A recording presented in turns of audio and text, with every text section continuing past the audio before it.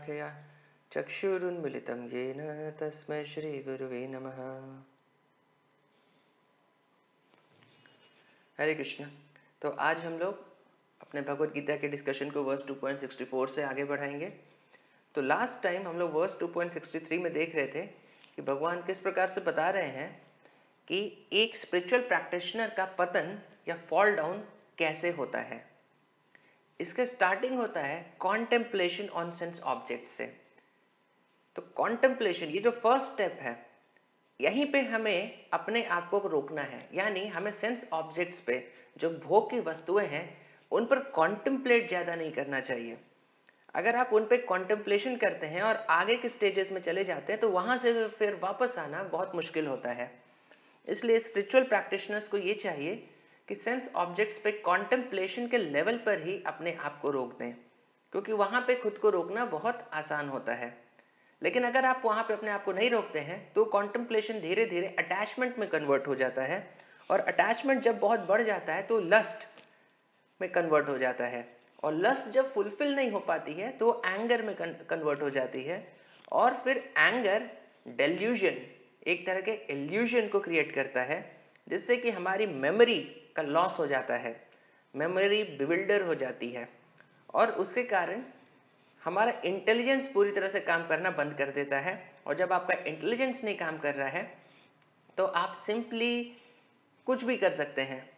आप अपना अच्छा बुरा कुछ आप सोचते नहीं हैं, बस आप एक्ट करते हैं। तो उस कंडीशन में एक व्यक्ति का पतन हो जाता है, उसका फॉल डाउन हो जाता है। तो ये भगवान लास्ट टाइम बता रहे थे।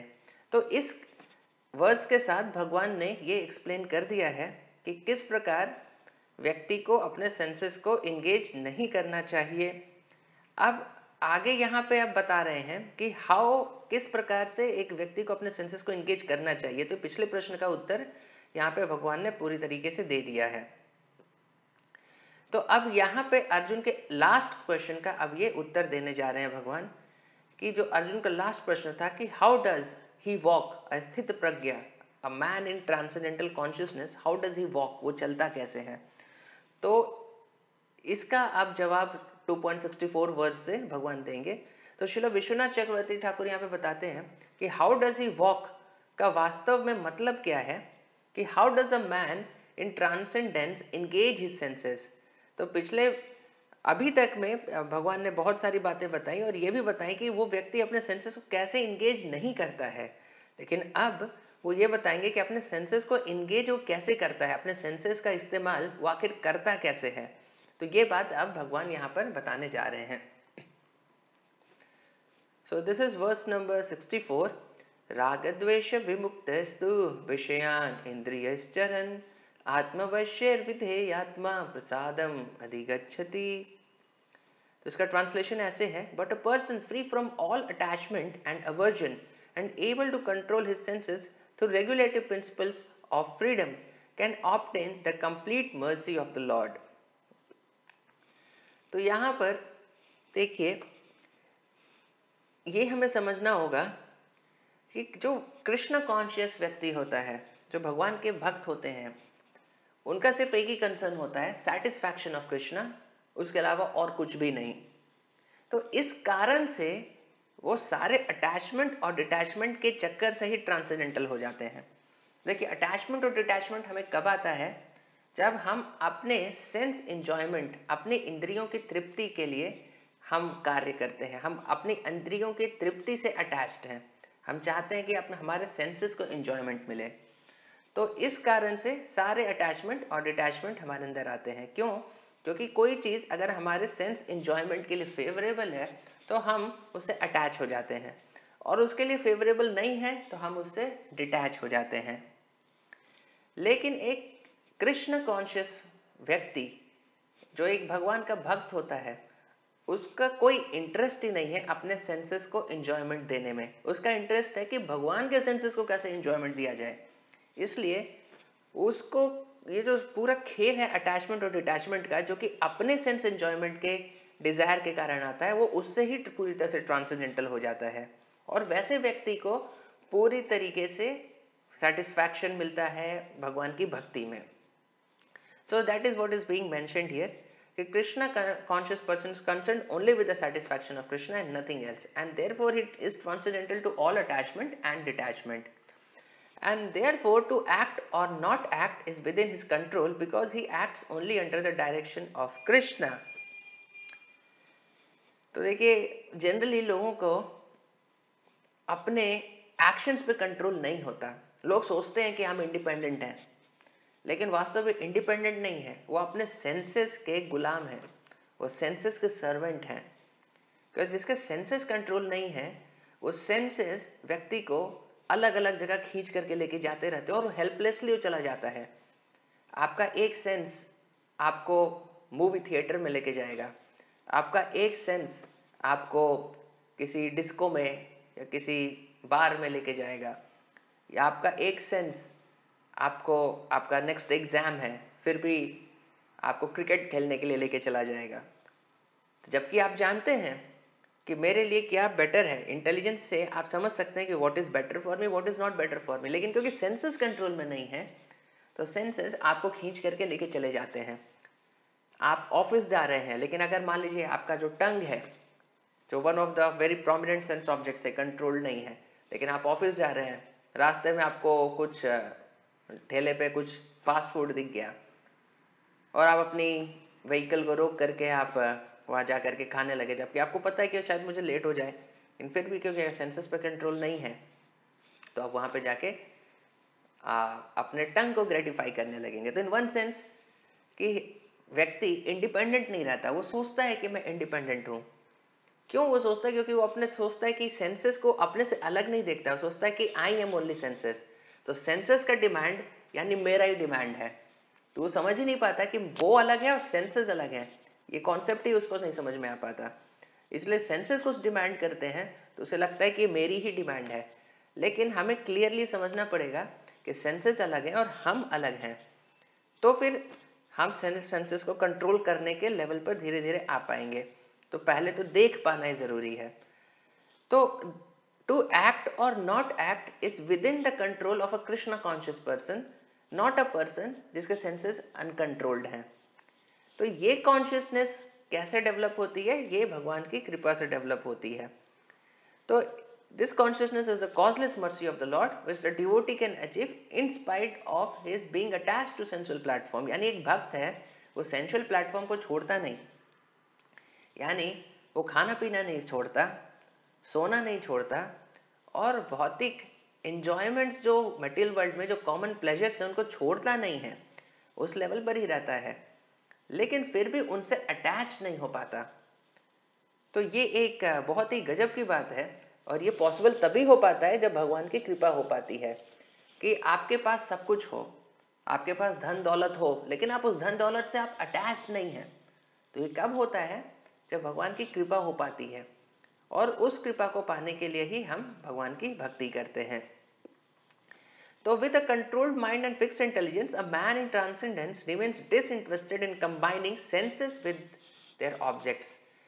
यानी जिसका माइंड और इंटेलिजेंस कंट्रोल्ड है, वो अनइंटरेस्टेड रहता है कि सेंसेस को सेंस ऑब्जेक्ट से कंबाइन करने में।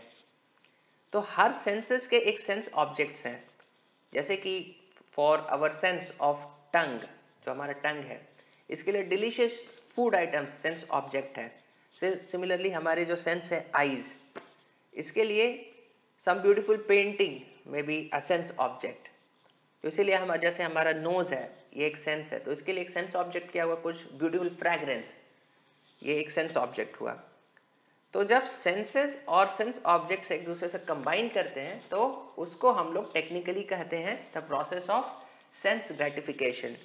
लेकिन जो कृष्ण कॉन्शियस व्यक्ति होता है, जो भगवान का भक्त होता है, वो पूरी तरह से डिसइंटरेस्टेड होता है सेंसेस और सेंस ऑब्जेक्ट्स को आपस में कंबाइन करने के लिए। उसका ज़्यादा इंटरेस्ट होता है कि किस प्रकार कृष्ण के सेंसेस को सेटिस्फाई किया जाए, ना कि उसके खुद के। तो therefore everything such a great soul does is auspicious and he experiences full satisfaction।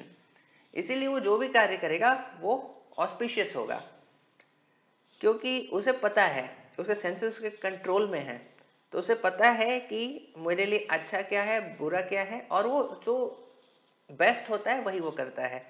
जिसके सेंसेस कंट्रोल में नहीं है, वो वास्तव में ये जानता भी रहे कि उसके लिए अच्छा क्या है, तो भी वो कर नहीं पाता, क्योंकि वो मजबूर है बेचारा अपने सेंसेस को लेकर के, क्योंकि सेंसेस उसे खींच करके लेके जाते हैं। इसलिए सेंसेस को कंट्रोल करना बहुत ही ज़्यादा यहाँ पर इम्पॉर्टेंट है। तो आगे वर्स 2.65 में हम पढ़ते हैं। तो यहाँ पे भगवान बता रहे हैं, for one thus satisfied in Krishna consciousness that threefold miseries of material existence exist no longer. In such a satisfied consciousness, one's intelligence is soon well established. तो देखिए, soul connected to Krishna through Krishna consciousness is free from material attractions and aversions and is fully satisfied. तो ये हमने जैसे देखा कि जो भगवान से कनेक्टेड है, जिस लास्ट वर्स में हम देख रहे थे कि वो फुल्ली सेटिस्फाइड है। क्यों सेटिस्फाइड है? क्योंकि उसको अट्रैक्शंस, अवर्जन्स, उसको अटैचमेंट और डिटैचमेंट, इन चीज़ों से वो फ्री है, क्योंकि उसका एक ही अटैचमेंट है कि भगवान के सेंसेस को कैसे सेटिस्फाई किया जाए, और इस कारण से वो पूरा फुल सेटिस्फैक्शन एक्सपीरियंस करता है। He experiences no misery, for his intelligence being well established is fixed on Krishna. तो देखिए, जो मत पर होते हैं, यानी भगवान कृष्ण के ऊपर उनका इंटेलिजेंस पूरी तरह से टिका हुआ है, हिलता नहीं है, वैसे व्यक्तियों को कोई मिजरी का एक्सपीरियंस नहीं होता। And this is the only way जिससे कि हम मिजरी, जो दुख है, उसको ट्रांसेंड कर सकते हैं। बहुत सारे तरीके आप लगा लीजिए इस जगत में खुश होने का, लेकिन एक ही तरीका है जो आपको हमेशा काम करेगा, वो है कि अपनी बुद्धि को भगवान के ऊपर एकदम फिक्स किया जाए। और कैसे फिक्स किया जाए कि वहां से हिले नहीं, एकदम फिक्स रहे। तो ये एक तरीका है जिससे कि आप फुल सेटिस्फैक्शन एक्सपीरियंस कर सकते हैं। लेकिन without bhakti, regardless of what one possesses और what one does not, one is not satisfied, as we see in the example of Srila Vyasadeva's lamentation in the first canto of Srimad Bhagavatam. तो श्रीमद् भागवतम का अगर फर्स्ट कैंटो, पहला स्कंद आप पढ़ेंगे तो वहाँ पे देखेंगे व्यासदेव वो मतलब ये सोच रहे हैं कि मैंने इतने सारे पुराण लिखे, शास्त्र लिखे, सब कुछ लिखा, सारे वेद लिखे, उसके बाद भी मुझे शांति क्यों नहीं मिल रही, मुझे सेटिस्फैक्शन क्यों नहीं मिल रहा, इसका प्रॉब्लम क्या है, इसका सॉल्यूशन क्या है, ये प्रॉब्लम ऐसा क्यों आ रहा है। तो इस प्रकार से वो सोच रहे थे सारे शास्त्रों को लिखने के बाद, कि सारे शास्त्रों को लिखने के बाद मैंने सब कुछ बताया कि ये सारी मानव जाति को क्या क्या चीज़ चाहिए, एक एक ज्ञान मैंने दे दिया, वो सारे ज्ञान देने के बाद भी मुझे शांति क्यों नहीं मिल रही है। लेकिन व्यासदेव खुद एक बहुत बड़े विद्वान थे, तो उन्हें जब ये प्रश्न आया तो इसका उत्तर भी उन्हें खुद ही मिल गया। तो वो खुद ही फिर भागवतम में ये कहते हैं कि मैं समझ गया मुझे शांति क्यों नहीं मिल रही है, क्योंकि मैंने शास्त्रों में बहुत सारी चीज़ें बताई, लेकिन एक चीज़ जो मैंने बताई लेकिन उसे एक्सक्लूसिवली नहीं बताई, वो क्या है, भगवान के गुणों का मैंने एक्सक्लूसिवली गान नहीं किया। तो शास्त्रों में देखिए, भगवान के गुण, उनके भक्ति के बारे में हर जगह मेंशन किया गया है, लेकिन पूरा कंडेंस्ड फॉर्म में एक जगह फुल फोकस्ड रूप में सिर्फ श्रीमद् भागवतम में ही है, और बाकी जगहों पर आपको वेदों में एकदम कंडेंस्ड रूप में नहीं मिलेगा। भगवान की भक्ति भी है, साथ में और भी बहुत सारी चीज़ें हैं, जैसे कि कॉन्सेंट्रेटेड रूप में नहीं है। तो ये व्यासदेव को समझ में आया कि मैंने भगवान की भक्ति का गुणगान कॉन्सेंट्रेटेड रूप में नहीं किया है अभी तक, इसलिए मुझे पूरा सेटिस्फैक्शन नहीं मिल रहा। तब उन्होंने श्रीमद् भागवतम को लिखा, और इसके बाद उन्हें पूरा फुल सेटिस्फैक्शन मिला। तो यही बात यहाँ पे बताया गया कि अगर सिर्फ एक्सक्लूसिवली भक्ति को जब तक व्यासदेव ने नहीं ग्लोरीफाई किया, उन्हें भी पूरा सेटिस्फैक्शन नहीं मिला, तो हम कैसे एक्सपेक्ट कर सकते हैं कि हम भक्ति के बिना किसी और तरीके से पूरी तरह से सेटिस्फाई हो जाएंगे। तो एक्चुअली सेटिस्फाइड होने का यही एक तरीका ही है जो हमारे पास है। तो now the connection to the next verse, अब 66 वर्स से यहाँ पर भगवान बताएंगे कि what takes place when one lacks satisfaction in Krishna consciousness. तो अब यहाँ पे किसी को ये कृष्ण कॉन्शियसनेस में अभी तक बता रहे थे कि सेटिस्फाइड होने के लिए अगर जो कृष्ण कॉन्शियस व्यक्ति होता है वो सेटिस्फाइड हो जाता है, लेकिन अगर कोई कृष्ण कॉन्शियस नहीं है and he is lacking satisfaction, तो अब उसके साथ क्या होता है, ये वर्स नंबर 66 में यहाँ पर अब भगवान यहाँ पे बताएंगे। तो यहाँ पे भगवान कह रहे हैं कि one who is not connected with the supreme in Krishna consciousness can have neither transcendental intelligence nor study mind, without which there is no possibility of peace. And how can there be any happiness without peace? So this is the contrast between this verse and the previous. The contrast between this verse and the previous verse strengthens Krishna's argument. तो देखिए क्या contrast है यहाँ पे, कि यहाँ पे बता रहे हैं कि जो व्यक्ति कृष्ण कॉन्शियसनेस में नहीं होता है उसके साथ क्या होता है। पिछले वर्सेस में बताए थे जो कृष्ण कॉन्शियसनेस में होता है वो व्यक्ति किस प्रकार से सेटिस्फाइड होता है, और यहाँ पे बता रहे हैं कि किस प्रकार से कोई व्यक्ति जो कृष्ण कॉन्शियसनेस में नहीं होता है वो किस प्रकार से पीसफुल नहीं हो सकता कभी भी। और पीसफुल नहीं हो सकता तो यहाँ पे फिर बोलते हैं कि अगर पीस नहीं है तो हैप्पीनेस कैसे होगी। तो ये दोनों तरीके से पॉजिटिव एंड निगेटिव दोनों आर्गुमेंट्स प्रेजेंट करके यहाँ पे भगवान दिखा रहे हैं कि कैसे हमें भक्ति के रास्ते को ही चूज करना चाहिए और उसी पर आगे बढ़ना चाहिए। तो ये अपने आर्गुमेंट को स्ट्रेंथन कर रहे हैं भगवान। तो deviating from thoughts of Krishna and contemplating sense objects results in becoming overwhelmed bye desires for material enjoyment. तो जैसे हमने अभी पिछले क्लास के लास्ट वर्स में देखा था, जो आज भी हमने क्लास के शुरुआत में रिवाइज किया, कि किस प्रकार एक स्पिरिचुअल प्रैक्टिशनर का जो फॉल डाउन है, उसका जो पतन है, वो स्टार्ट कहाँ से होता है। पहला स्टेज होता है कॉन्टेम्पलेशन, यानी सेंस ऑब्जेक्ट्स पे कॉन्टेम्पलेट करना, उनके बारे में सोचना। तो वही बात यहाँ पे बताया जा रहा है कि deviating from thoughts of Krishna, तो आप अपने सोचने को बंद नहीं कर सकते। ऐसा नहीं है कि सेंस ऑब्जेक्ट्स पे आप सोचेंगे नहीं, कुछ ना कुछ तो आपको मन है तो मन तो सोचेगा, लेकिन हमें क्या सोचना है, हमें कृष्ण के बारे में सोचना है, उनकी सेवा के बारे में, उनकी भक्ति के बारे में सोचना है। तो हम उससे डिविएट हो जाते हैं, और उससे डिविएट होके हम सेंस ऑब्जेक्ट्स के बारे में जब सोचना शुरू करते हैं तो फिर हमारा जो माइंड है वो पूरी तरह से ओवरवेल्म्ड हो जाता है, यानी पूरी तरह से भर जाता है। किस चीज से? By the desires of material enjoyment, यानी भोग करने की इच्छाएं पूरी भर जाएंगी अंदर। लेकिन उन सबका शुरुआत कहाँ से होता है? कॉन्टेम्पलेशन से। इसलिए कॉन्टेम्पलेशन के लेवल पर ही हमें सेंस ऑब्जेक्ट्स को रिमूव करके वहां पे कृष्ण को लाना होगा, तो फिर हम अपने रास्ते पे आगे बिना किसी रुकावट के बढ़ते रहेंगे। तो therefore one who is engaged without a relationship with Krishna is certainly always in distress and is without peace, however much he may make a show of peace and spiritual advancement in life।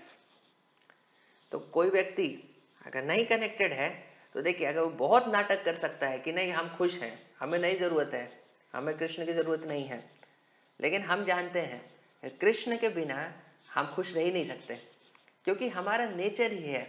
Chaitanya Mahaprabhu ने बताया है, जीवेर स्वरूप हो कृष्णेर नित्य दास। तो हमारा स्वरूप ही है नित्य कृष्ण दास। तो हम कृष्ण के बिना खुश रह ही नहीं सकते। लेकिन फिर भी इस दुनिया में लोग ये ड्रामा करने में बहुत एक्सपर्ट हैं कि हम नहीं मानते भगवान को, लेकिन हम अपने जीवन से पूरी तरह से खुश हैं, जबकि ये पॉसिबल नहीं है। कि या तो इग्नोरेंस में वो सोच रहे हैं कि वो खुश है, जैसे कि कोई अगर शराबी है, वो गटर में गिरा हुआ पड़ा है, उसके बॉडी में इंजरी है, खून बह रहा है, लेकिन एक हाथ में बोतल लेकर के वो गटर में पड़ा हुआ है और वो बोलता है लाइफ में कोई टेंशन नहीं, मैं खुश हूँ। लेकिन जो अपने सेंसेस में हो उसे समझ में आएगा कि व्यक्ति वास्तव में खुश नहीं है। तो उसी प्रकार या तो लोग जानबूझकर दिखावा करते हैं, झूठ बोलते हैं कि हम खुश हैं, या तो उनका कंडीशन उस शराबी के जैसा है, उस ड्रंकर्ड के जैसा है, जो कि पड़ा हुआ है किसी नाली में और वो ब्लीड कर रहा है, लेकिन फिर भी बोल रहा है कि मैं पूरी तरह से खुश हूँ। क्योंकि हम एकदम क्लियरली समझ सकते हैं कि अगर भगवान के रिलेशनशिप में कोई इंगेज नहीं है, भगवान के साथ उसका रिलेशनशिप कुछ नहीं है, तो वो सेटिस्फाइड नहीं रह सकता, क्योंकि मटेरियल थिंग्स हमें सेटिस्फाई पूरी तरह से किसी कीमत पे नहीं कर पाएंगी। तो this is the piece formula जो भगवत गीता में दिया हुआ है, जो कि आगे के वर्सेस में आएगा, लेकिन ये इस वर्ड से कनेक्टेड था। तो यहाँ पर भी मैं आपको ये बता दे रहा हूँ कि भोक्ता राम यज्ञ तपसाम सर्वलोक महेश्वरम सुहृदम सर्वभूता नाम ज्ञात्वा माम शांति मृच्छति। ये भगवत गीता 5.29 से है। तो यहाँ पे भगवान बता रहे हैं कि a person in full consciousness of me, knowing me to be the ultimate beneficiary of all sacrifices and austerities, the supreme lord of all planets and demigods, and the benefactor and well-wisher of all living entities, attains peace from the pangs of material miseries. तो यहाँ पे बता रहे हैं कि piece formula क्या है। तो who attains peace from the pangs of material miseries, तो वो यहाँ पे बता रहे हैं कि person who is in full consciousness of me, knowing me to be the ultimate beneficiary of all sacrifices and austerities, and the supreme lord of all planets and demigods, and the benefactor and well-wisher of all living entities. तो यहाँ पे सबको ये देखिए, ये सारी बातें यहाँ पे होनी चाहिए कि उसे व्यक्ति को क्या क्या पता होना चाहिए कि अल्टीमेट बेनिफिशियरी नंबर 1, कि अल्टीमेट बेनिफिशियरी सारे सैक्रिफाइसेस के, ऑस्टेरिटीज के, यानी enjoyer. Who is the enjoyer? हम खुद एंजॉयर नहीं है, भगवान एंजॉयर है। तो पहली चीज पता होनी चाहिए कि कृष्णा इज द एंजॉयर, वो एंजॉयर हैं और हमारे जीवन का पर्पस है उन्हें एंजॉयमेंट देना। ये चीज पता होना चाहिए। दूसरी चीज क्या पता होनी चाहिए कि supreme lord of all planets and demigods, कि we are not the lord of this planet. तो हम प्लैनेट का लॉर्ड तो मैं भी नहीं सोचते अपने आप को, लेकिन हम सोचते हैं कि मे भी हम अपने घर के भगवान हैं, या हम अपने स्मार्टफोन के भगवान हैं, या अपने लैपटॉप के भगवान हैं, या फिर हमारा छोटा सा कुछ एम्पायर होता है कि इस एरिया के हम भगवान हैं। MP MLA सोचते हैं कि इस एरिया के, इस शहर के हम भगवान हैं, या फिर प्रेसिडेंट सोचते हैं कि इस कंट्री के हम भगवान हैं। लेकिन यहाँ पे भगवान बता रहे हैं कि I am the supreme lord of all planets and all demigods. तो दूसरी चीज़ ये पता होनी चाहिए कि हम किसी चीज़ के प्रोप्राइटर नहीं हैं, हम सब कुछ भगवान का ही प्रॉपर्टी है, हम बस भगवान से उसे रेंट पे मांग करके यूज कर रहे हैं। And the benefactor and well wisher of all living entities. तो ये तीसरी चीज सबसे इंपॉर्टेंट है कि अगर हमें पता चल जाए कि भगवान ही इंजॉयर हैं, वही सब चीज के ओनर हैं, तो फिर हमें डिप्रेस होने की जरूरत नहीं है कि अरे हम तो इंजॉयर नहीं है, हम सिर्फ सेवा करने के लिए हैं, हमारे पास तो कोई प्रॉपर्टी नहीं है, सारी चीज तो भगवान की प्रॉपर्टी है। तो ये दोनों चीज जान करके हमें डिप्रेस होने की जरूरत नहीं है, क्योंकि तीसरा चीज यहाँ पे बता रहे हैं कि भगवान is the benefactor and well wisher of all living entities, he is the supreme most friend. तो सब कुछ भगवान की प्रॉपर्टी है, वो इंजॉयर हैं, लेकिन वो हमारे फ्रेंड हैं, वो हमारे वेल विशर हैं और हमारी बेनिफैक्टर हैं। तो सिर्फ पहले दो नहीं, ये तीनों बातें जिसको पता होगी, he will attain peace from the pangs of material miseries. तो this is the piece formula. तो दुनिया में लोग पीस तो चाहते हैं, लेकिन ये पीस फॉर्मूले का इस्तेमाल नहीं करते हैं। तो कैसे पीस हो सकता है? लेकिन भगवत गीता में क्लियर पीस फॉर्मूला दिया। अगर आपको शांति चाहिए तो ये फॉर्मूला अप्लाई करिए। ये फॉर्मूला अगर आप अप्लाई करेंगे 100% piece is guaranteed bye Bhagavad Gita. तो वर्स 2.67 में फिर हम लोग अभी आगे बढ़ते हैं। तो यहाँ पे फिर अब भगवान आगे बता रहे हैं कि as a strong wind sweeps away a boat on the water, even one of the roaming senses on which the mind focuses can carry away a man's intelligence. So even one of the senses engaged in sense gratification can deviate the devotee from the path of transcendental advancement. तो देखिए, सिर्फ एक sense, हमारे body में बहुत सारे senses हैं, eyes, tongue, nose, ear, skin, all this senses. इन सारे सेंसेस में से एक सेंस काफ़ी है। एक सेंस भी अगर आपका कंट्रोल नहीं है और एक सेंस भी अगर आपका भगवान की सेवा में इंगेज नहीं है, तो इवन वन सेंस आपको ड्रैग करके जो ट्रांसेंडेंटल पाथ है, स्पिरिचुअल एडवांसमेंट का पाथ है, उससे दूर लेकर के वो जा सकता है।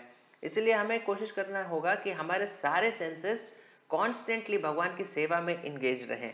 जैसे कि एग्जाम्पल शास्त्रों में बताया गया महाराज अम्बरीश का, तो उन्होंने अपने सारे सेंसेस को इस्तेमाल किया भगवान की सेवा में।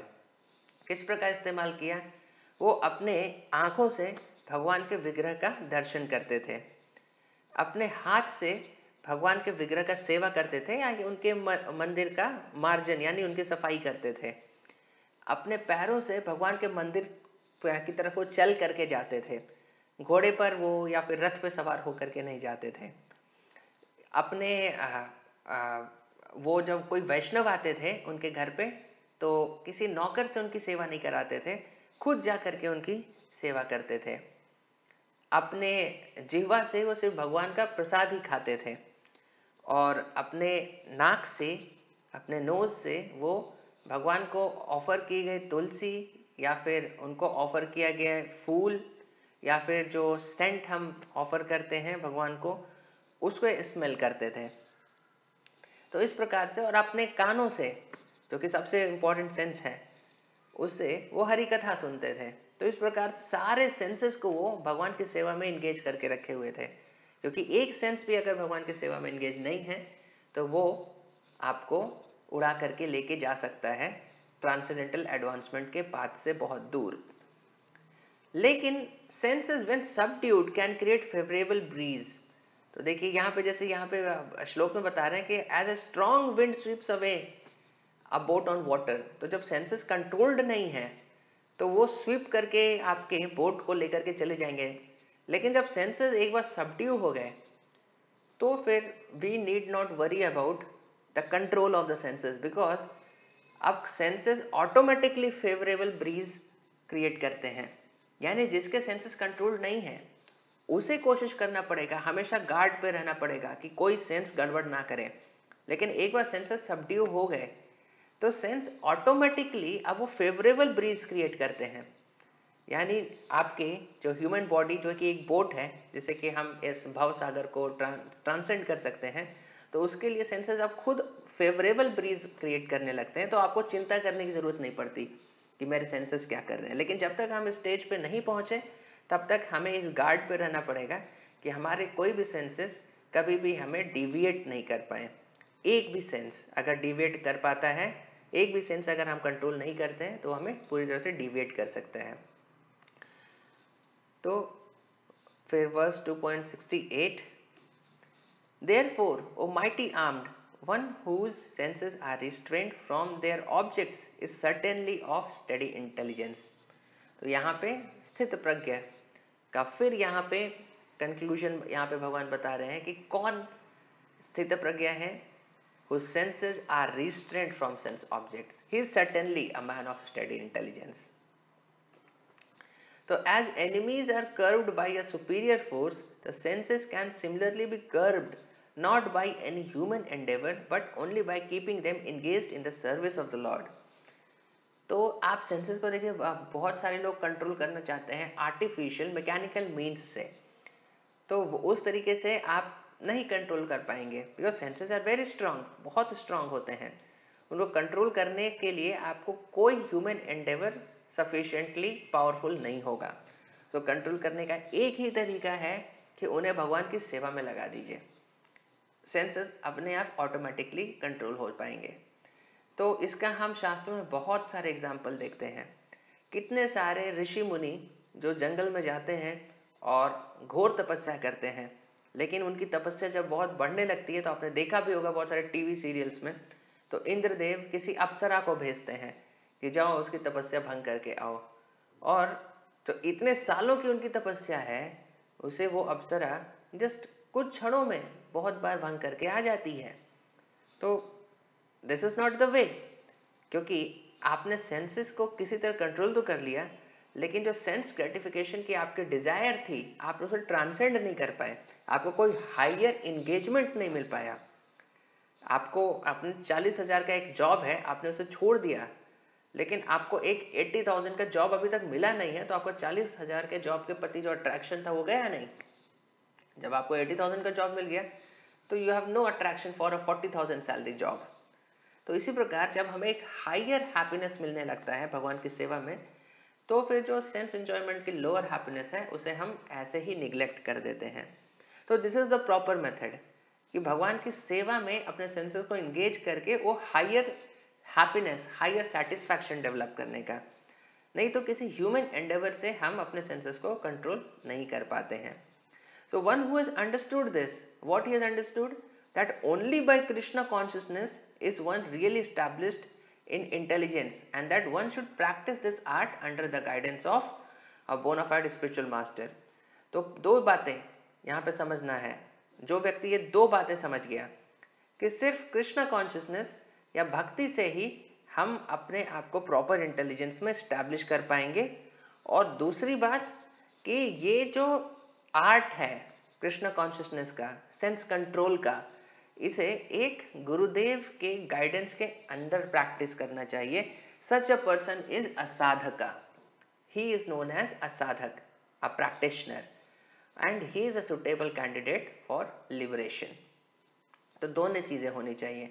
Krishna consciousness is the process, but it has to be practice under guidance. तो यहाँ पे देखिए, यहाँ पे पहले लाइन में भगवान ये शब्द यूज कर रहे हैं महाबाहो. तो माइटी आर्म्ड, महाबाहो का मतलब है कि माइटी आर्म्ड. तो mighty armed in the sense कि वी नो कि अर्जुन क्षत्रिय है, तो क्षत्रियों के ऑब्वियसली बाइसेप्स ट्राइसेप्स सब वो होते हैं, इसलिए माइटी आर्म्ड बोल रहे हैं महाबाहो. तो ये महाबाहो यहाँ पे क्यों बोल रहे हैं कि जिस प्रकार बाय योर फोर्स, अपनी शक्ति से, अपनी भुजाओं की शक्ति से तुम दुश्मन के ऊपर विजय प्राप्त करते हो, उसी प्रकार इससे तुम अपने ये जो सेंसेस हैं उनके ऊपर भी विजय प्राप्त कर लो, उन्हें भी कर्ब कर दो, उन्हें भी अपने कंट्रोल में ले आओ. इसीलिए यहाँ पे भगवान ये अर्जुन को महाबाहो कह के एड्रेस कर रहे हैं. तो देखिए, looking for peace and not wanting to control the senses is like a patient who ignores the advice of the doctor to refrain from certain food items.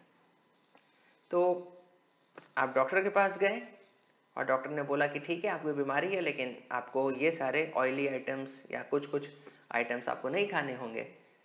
तो आप उसके लिए रेडी नहीं हैं, आप अपने सेंसेस को वहाँ पे कंट्रोल करने के लिए रेडी नहीं हैं, तो आपकी बीमारी कैसे ठीक होगी. तो सिमिलरली इस दुनिया में लोग पीस चाहते हैं, लेकिन वो पीस और शांति का जो तरीका है वो एक्सेप्ट नहीं करना चाहते हैं, तो कैसे उन्हें पीस मिलेगा. और वो तरीका यहाँ पे भगवान बता रहे हैं कि we have to learn to control our senses, क्योंकि अनकंट्रोल्ड सेंसेस आपको कभी भी खुशी नहीं दे पाएंगे. तो अगर हम ये नहीं सीखते हैं, तो हमारी लाइफ अगर केओस में है, तो हमें किसी और को दोष नहीं देना चाहिए. हम कृष्ण को ब्लेम नहीं कर सकते, because we are to be blamed, because भगवान तो बता रहे हैं तरीका ये पीस पाने का, शांति पाने का, खुशी पाने का, कि अपने सेंसेस को कंट्रोल करिए. लेकिन हम नहीं कर रहे हैं, तो ऑब्वियसली हम हमेशा परेशानी में रहेंगे. तो आज का डिस्कशन हम यहीं पे एंड करते हैं, वर्स 2.68 पे. अगर आपके कोई प्रश्न है तो हमें आप नीचे चैट बॉक्स में लिख करके बता सकते हैं. Thank you very much. Srila Prabhupada की जय.